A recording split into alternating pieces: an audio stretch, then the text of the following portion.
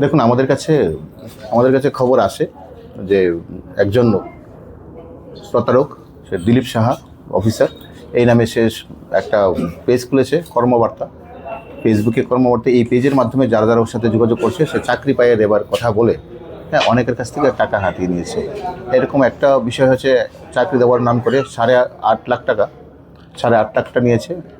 FCI ডিপার্টমেন্টে চাকরি দেবে, এরকম ফেক অ্যাপয়েন্টমেন্ট লেটারও দিয়েছে, দিয়ে 8.5 লাখ টাকা নেবে। আজকে অলরেডি নিয়েছে, আজকে আরও টাকা দেওয়ার কথা বলে, তো আজকে 35,000 নিয়ে আসে। তো সেই খবরের ভিত্তিতে আমরা প্লেন ক্লোতে ওকে আমরা চেক আপ করেছি, অ্যাম্বুশ করেছি। সেই অনুযায়ী আমাদের জুডিশনের থেকে তাকে অ্যারেস্ট করা হয়।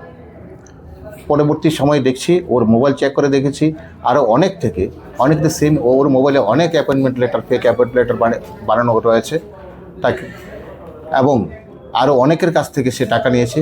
আর একটা মেয়ে এসেছিলো আজকে, তার কাছ থেকে 50,000 টাকা দেওয়ার জন্য।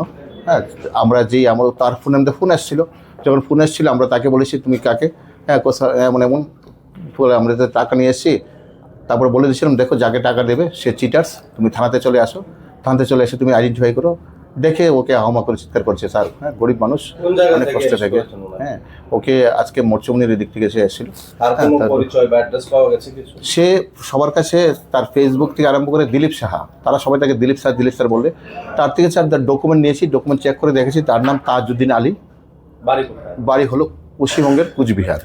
তার ডকুমেন্ট এখানে এসে মাঝে মাঝে বলে বড় গুলচক করে এখানে থাকে, মূল বাড়ি এখানে আসে, সবার সাথে কথা বলে ডেট ফিক্স করে তাকে টাকা দেবে, সেই বসে আসে, এসে টাকাগুলো কালেকশন করে নিয়ে যায়। এই র্যাকেটের সঙ্গে ত্রিপুরার কেউ যুক্ত আছে কি? না, এখন অবধি সে কনফিউজ করেনি।